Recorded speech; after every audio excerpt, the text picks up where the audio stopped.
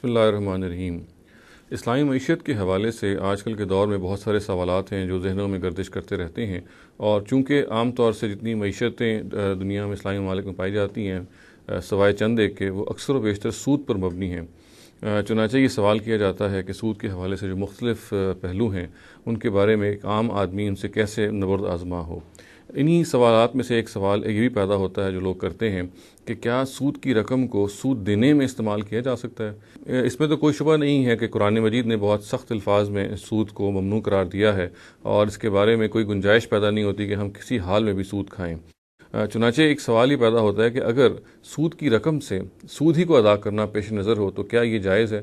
دوسرے لفظوں میں آپ یہ سمجھیے کہ آپ کو اگر کہیں سے سود آ رہا ہے جس کو آپ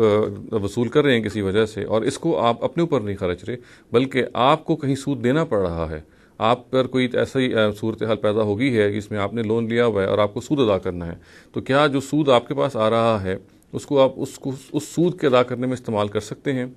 تو اس سوال کا جواب بظاہر تو بالکل اس بات میں نظر آتا ہے، یعنی اس میں کوئی قباحت نظر نہیں آتی، اس لیے کہ دیکھیے کہ جو سود آپ کے پاس آ رہا تھا وہ آپ کا حق نہیں تھا آپ کے اس کو اپنے پاس استعمال کریں، اور اسی طریقے سے جو سود آپ سے لیا جا رہا تھا وہ آپ پہ ایک ظلم تھا، اور وہ ایک کسی طور سے بھی درست نہیں تھا کہ وہ آپ سے اس کو ڈیمانڈ کیا جا سکے، یا اسی طرح سے چنانچہ ہم یہ کہہ سکتے ہیں کہ وہ سود جو لیا گیا ہے وہ اصل میں سود کے لوٹانے ہی میں کام آ رہا ہے، چنانچہ وہ اصل میں کوئی آپ کی اپنی ضرورت نہیں پوری کر رہا بلکہ وہ آپ پر ایک جو زیادتی کی گئی تھی اس شکل میں کہ آپ سود ادا کریں اس کو پورا کرنے میں اس کو استعمال کیا جا رہا ہے۔ تو ہم اس فقہی سوال کا یہ جواب دیں گے کہ اگر آپ کے پاس سود آ رہا ہے تو آپ کو اس کو ہرگز اپنی کسی ذاتی ضرورت کے لیے تو استعمال نہیں کرنا چاہیے، البتہ مثال کے طور پر جیسے کہ میں نے عرض کیا